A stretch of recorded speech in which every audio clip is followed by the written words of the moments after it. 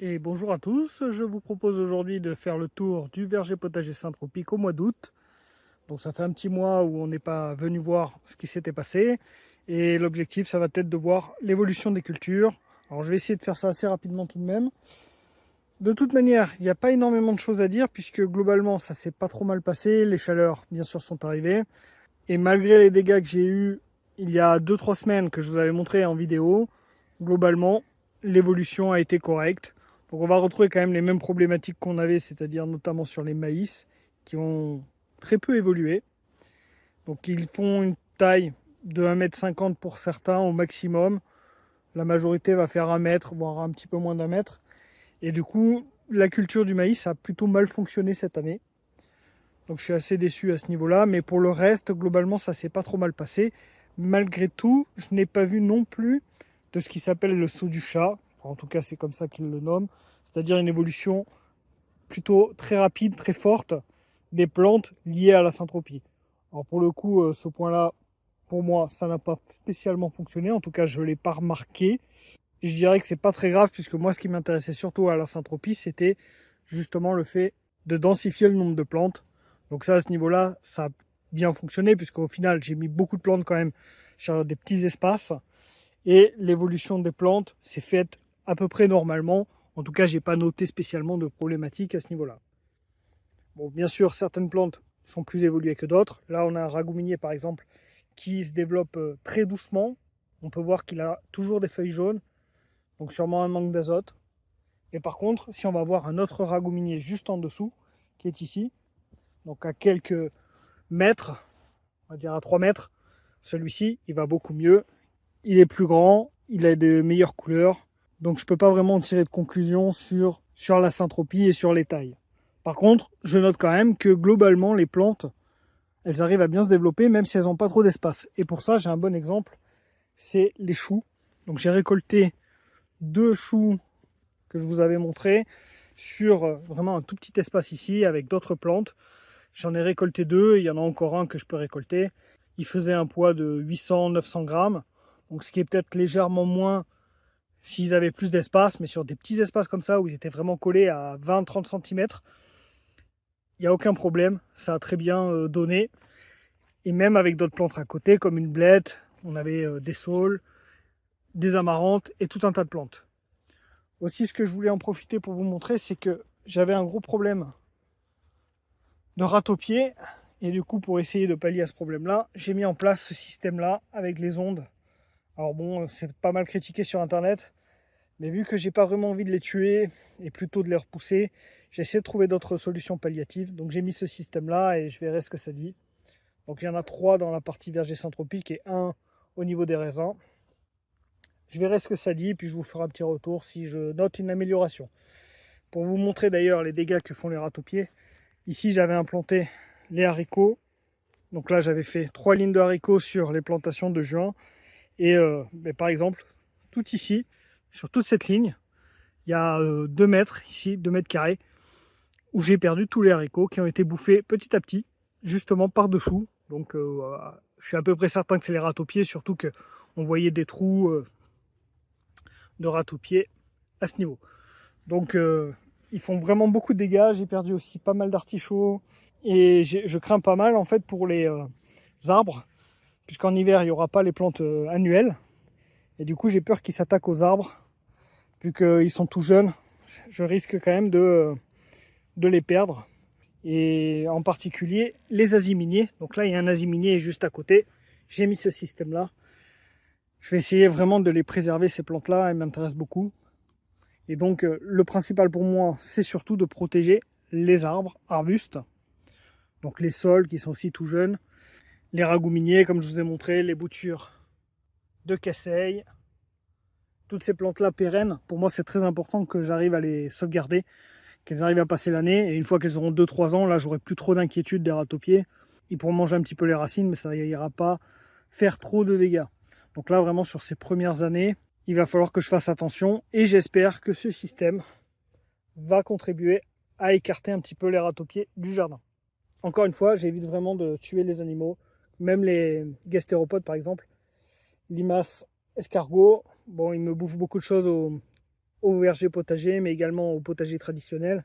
Et du coup, bon, ben, je les laisse quand même et c'est pas grave, je fais avec. Donc j'accepte d'avoir des pertes, mais bon, au niveau des arbres, par contre, là, j'accepte pas trop. Donc j'essaie de faire en sorte d'éviter d'avoir des rats-aux-pieds. Donc on essaye ce système. On voit aussi que j'ai des amarantes qui sont tombées.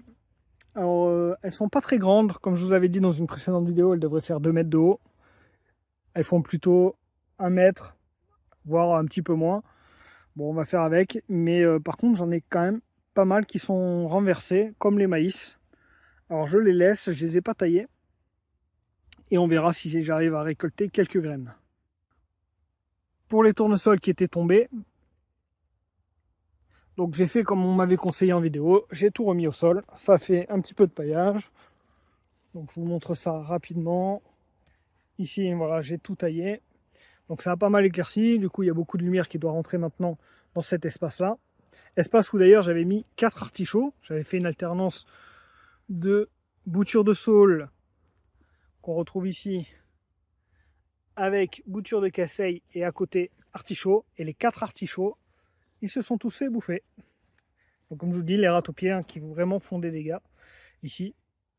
Donc j'essaie de trouver des solutions. Et du coup, les tournesols qui ont été cassés par le vent à cause de l'orage, eh ben, je les ai taillés.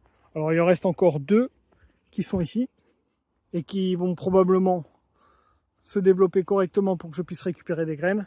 D'ailleurs, j'ai récupéré 4 têtes de tournesol qui étaient, je pense, suffisamment avancées pour que je puisse récolter les graines et je les ai mis de côté. Donc on verra ce que ça dit. L'objectif, c'est que l'année prochaine, je sois capable de refaire mes semences, ce qui n'était pas le cas pour les tournesols, puisque c'était la première année où j'en faisais. Et par contre, pour les maïs, là, j'avais beaucoup de graines, puisque j'avais récolté une 40aine d'épis l'année dernière. Donc j'ai pu refaire mes semences. Même si ça n'a pas bien fonctionné, je pense que je devrais pouvoir récupérer quand même des épis de maïs pour pouvoir refaire mes semences l'année prochaine. Donc voilà pour ce petit tour à ce niveau. Là, c'est le reste des lignes de haricots que j'avais implantées en juin. Donc j'avais créé ces 4 nouvelles zones pour rappel en juin, où j'avais implanté des arbres. Notamment ici, on a 2 noisetiers. La ligne au-dessus, on a 2 amélanchiers et un saule. Donc le saule, on le voit bien. Les amélanchiers, on les voit un petit peu moins. Il faut aller les trouver. Ils sont là. Donc ils sont bien cachés par les lignes de haricots. Mais ça permet justement à ces petits arbres implantés en juin de ne pas trop souffrir du fait qu'ils étaient implantés pendant l'été. Et par contre, ce qui a été intéressant avec cette culture que je viens de faire là, c'est que j'ai récolté quand même énormément d'haricots. J'ai récolté plus de 10 kg sur ces 4 lignes. Donc très satisfaisant. Et en même temps, je suis en train de produire des arbres pour les années suivantes. Donc là, il y a 2 vignes et 2 vignes au-dessus également. Avec un saule, là on a l'amandier, là on a le cerisier nain. Donc ce qui est intéressant de voir d'ailleurs sur le cerisier nain, c'est qu'il a perdu toutes ses feuilles qui étaient en dessous. Et par contre celles du dessus, qui arrivent à atteindre le soleil, celles-ci sont encore présentes. Alors je ne sais pas si c'est lié, mais bon. En tout cas, l'arbre a l'air de se porter à peu près correctement. Et enfin, le dernier qui était dans cette ligne, c'était le prunier nain, qui lui aussi semble se porter à peu près correctement. Sur ce petit dôme qui est ici, ce que je vais vous montrer, c'est peut-être cette bouture de saule. Donc c'est l'une des boutures de saule qui a le mieux fonctionné. On peut voir que la bouture est très très grande. Elle fait 1,50 m presque. Je pense que si elle est bien droite, ça doit faire à peu près 1,50 m. Et du coup, c'est une très belle bouture que je vais pouvoir tailler à l'automne pour en faire une trogne. Donc je vais commencer la trogne et je vais faire en sorte d'avoir un petit sol osier à peu près 1 mètre de hauteur. Et chaque année, je viendrai les tailler. D'ailleurs, je vais faire ça pour tous, mais celui-ci est vraiment le plus développé. Donc je vais pouvoir commencer, je l'espère, à l'automne. Et chaque année, j'aurai des brins d'osier pour pouvoir commencer à faire de la vannerie, notamment. Ça me servira aussi en paillage. Donc je vous rappelle que j'avais mis énormément de boutures de saule pour justement avoir beaucoup de BRF et pouvoir faire aussi un petit peu de vannerie. Bon, sinon, dans le reste ici de ce petit dôme, Pas grand chose à dire. Les petits cerisiers nains se développent à peu près correctement. Alors on les voit pas trop parce qu'on a les consoudes notamment, mais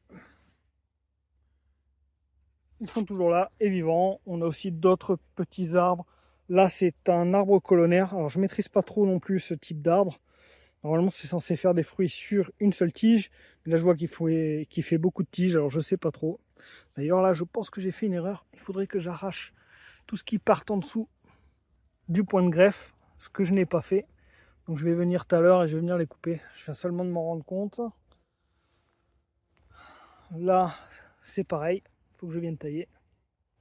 Bon, je verrai ça après la vidéo. On va finir par cette partie qui est ici. Donc la partie des pommes de terre qui a vraiment pas bien marché. Ça n'empêche que je recommencerai l'expérience l'année prochaine. Je pense que je vais pas déterrer les pommes de terre. Je vais essayer de les laisser passer une année et voir ce que ça me donne l'année prochaine. Donc là, on avait tout un emplacement de pommes de terre, de lignes, qui ont vraiment pas bien fonctionné, mais bon, on verra. Je vais les laisser en terre, je vais pas récolter du tout, et je verrai l'année prochaine ce que ça dit. Sur cette ligne qui est ici, pareil, les maïs qui sont pas très grands, les tournesols, certains qui ont été coupés, d'autres qui sont en train d'arriver. Au niveau des petits arbres, arbustes, là on voit des boutures, là on a un autre asiminier, celui qui se porte un petit peu le moins bien. C'est quand même une plante que je trouve vraiment fragile. Je le dis à chaque vidéo, mais il a l'air vraiment très très fragile. Bon, on voit, j'ai d'autres boutures. Je ne refais pas la liste de toutes les boutures. Je vous mets quelques images, mais vous pouvez voir sur les précédentes vidéos, vous aurez la liste de tout ce que j'ai implanté.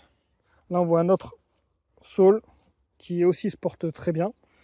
On voit, il arrive presque à ma taille, donc je ne suis pas très grand, mais là, on est presque à 1,50 m, je dirais. J'avais mis aussi des courgettes, notamment. Donc on voit que celle-ci, elle produit. Donc même si elle est assez peu ensoleillée, au final, ça fonctionne très bien. Là, il y en avait une aussi qui donne également.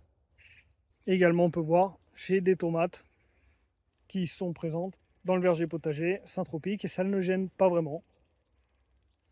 Bon, tomates cette année, c'est pas une réussite non plus. Au verger, au potager traditionnel, j'en ai eu assez peu. C'est en train de donner un petit peu, mais il y a eu de la maladie, donc compliqué. Mais au verger potager Saint-Tropique, j'ai les mêmes résultats. Donc je ne peux pas en tirer trop de conclusions, si ce n'est que ça n'a pas trop de problème d'être en concurrence avec d'autres plantes. Hein. Puisque là, les tomates, on voit, il y a beaucoup de plantes à côté. Et ça ne gêne pas du tout à produire de la tomate.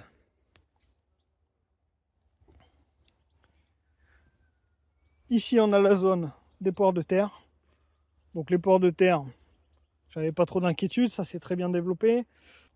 Ça fera une petite réserve de nourriture et peut-être aussi ça attirera les ratopiers. Comme je vous l'avais dit, on n'aime pas trop ça, donc si les tubercules sont mangés par les ratopiers, ça ne me gêne pas. On a aussi un pot où j'avais mis un topinambour pour refaire des semences pour l'année suivante. Donc les topinambours qui étaient présents à l'emplacement des poires de terre, qui avaient été tous bouffés par les ratopiers.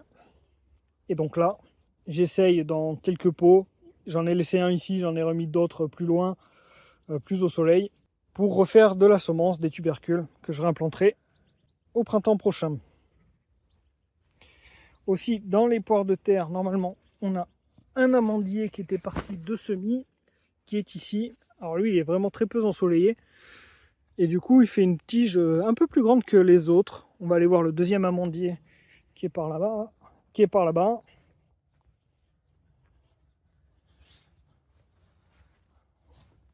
La tige est un peu moins grande, mais il se développe correctement. Donc ça, c'est des amandiers qui sont faits à partir de graines. Enfin, du fruit qui a été récolté sur l'amandier qui est par là-bas. Et donc, vu que j'avais que 3 amandes l'année dernière, je les ai simplement ressemées. Et ça a très bien fonctionné. Les 3 sont partis, je les ai implantés et ils se développent correctement. Donc ça ne donnera pas forcément des amandiers donnant des amandes comestibles. Ça peut aussi donner des amandes amères. Bon, c'est pas très grave, ça m'intéresse aussi d'avoir simplement les arbres. Là, on a la ligne des noisetiers avec d'autres plantes, dont les groseilliers, etc. Tout ça, ça se porte à peu près correctement. Et je vais en avoir fini pour ce petit tour du verger potager Saint-Tropique. J'ai pas grand chose de plus à dire. Alors je ne l'ai pas évoqué, mais bien sûr j'ai fait des tailles. J'ai fait des tailles notamment avant les pluies qu'on a eues il y a 2 semaines. Donc on a eu des pluies, j'en ai profité pour tailler les consoudes. Donc on peut le voir sur celle-ci. Elle a été très taillée. Bon, j'ai laissé quand même une tige sans le vouloir, je pense. Mais j'essaie aussi d'éviter que ça fasse des graines. Parce que même si je vais avoir énormément de consoudes, ce qui est le cas sur toutes les bandes d'ailleurs, j'ai pas spécialement envie d'avoir que de la consoude. Donc je vais essayer de contrôler l'expansion de celle-ci et notamment en évitant qu'elle fasse des graines. Donc je taille, bon, je laisse un petit peu les fleurs pour les butineurs, mais une fois que ça a passé le stade de la fleur, je viens tailler les tiges pour éviter que ça fasse de la graine. Je vous remercie d'avoir suivi la vidéo et je vous dis à la prochaine.